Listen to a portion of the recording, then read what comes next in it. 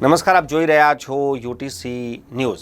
મહાકુંભમાં આસ્થાની ડૂબકી લગાવવા માટે વડોદરાવાસીઓ માટે પણ આજથી એસટી વિભાગ દ્વારા વોલ્વો બસની શરૂઆત કરવામાં આવી છે।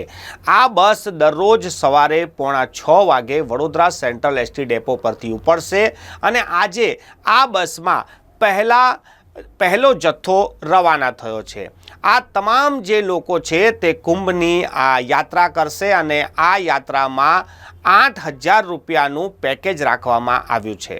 આજે આ વોલ્વો બસની શરૂઆત સમયે ભારતીય જનતા પાર્ટીના વડોદરા શહેર અધ્યક્ષ ડૉક્ટર વિજય શાહ ખાસ સવારે ઉપસ્થિત હતા અને તમામ જે કુંભ જતા યાત્રીઓ છે તેમને વિદાય આપી હતી। આ ફ્લેગ ઓફ કરીને આ વોલ્વો બસને રવાના કરવામાં આવી હતી। રાજ્ય સરકાર દ્વારા એક સૂચના આપવામાં આવી હતી કે દરેક શહેરમાંથી એક બસ રોજ કુંભ માટે રવાના થાય, જેથી જે પણ શ્રદ્ધાળુઓ હોય અને જેને કુંભ જવું હોય તો તેમના માટે આ સગવડ પડે। ગુજરાતના માન્ય મુખ્યમંત્રી શ્રી ભૂપેન્દ્રભાઈ પટેલ સાહેબ, વડોદરાના પ્રભારી મંત્રી અને આ જ વિભાગના માન્ય મંત્રી શ્રી હર્ષભાઈ સંઘવી સાહેબ, બંનેની એવી વિશેષ લાગણી હતી કે ગુજરાતના દરેક નાગરિકને પ્રયાગરાજના મહાકુંભ જે દર 12 વર્ષે આવે છે, આમ તો 144 વર્ષે જેનો લાભ લોકોને મળવાનો છે, એવા સૌ ધાર્મિક ભાવિક ભક્તો માટે પ્રયાગરાજમાં સ્નાન માટેની વ્યવસ્થા કરવી જોઈએ, એમની આવવા જવા માટેની વ્યવસ્થા કરવી જોઈએ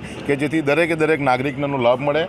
અમદાવાદ ખાતેથી એની શરૂઆત કરવામાં આવી। અમદાવાદ ખાતેથી 2 બસ, સુરત ખાતેથી 2 બસ, વડોદરા અને રાજકોટ ખાતેથી એક બસ, એ રીતનું એક સુંદર મજાનું આયોજન એમના માધ્યમથી કર્યું છે। ત્યારે આજે 4મી તારીખે પ્રથમ વખત વડોદરા એસટી કોર્પોરેશનના માધ્યમથી, ગુજરાત સ્ટેટ રોડ ટ્રાન્સપોર્ટ કોર્પોરેશનના માધ્યમથી વડોદરા ખાતેથી સવારના 6 કલાકે આ બસને પ્રસ્થાન કરવાનો અમને લાભ મળ્યો છે। અમારા અહીંના મેનેજર શ્રી શર્મા સાહેબ અને એમની સમગ્ર ટીમ, એમનો ખૂબ આભાર વ્યક્ત કરીએ છીએ।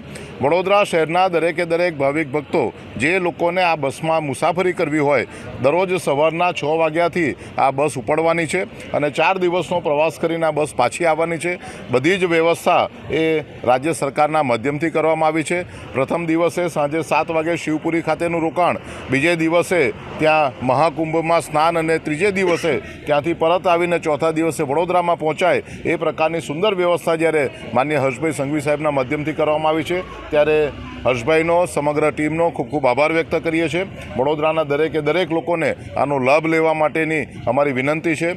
મહાકુંભ એ હિન્દુ પરંપરા, સનાતન પરંપરા માટે એક વિશેષ પ્રકારનું સ્નાન છે। ગંગા નદીમાં સ્નાન કરવાથી આપણી જે કોઈ પણ ઈચ્છા હોય તે પૂર્ણ થાય છે। આપણને પોતાને એક એવો ભાવ વ્યક્ત કરીએ છીએ કે જેને કારણે આવનારા સમયમાં આપણે ખોટા કામો કરવાથી બચીએ, ભૂતકાળમાં કરેલા કામો, એના પાપોનું આપણે પ્રાયશ્ચિત પણ ત્યાં કરી શકીએ છીએ। ત્યારે દરેક વ્યક્તિ આ પ્રકારના સ્નાનનો લાભ લે એવી અમારી વિનંતી છે।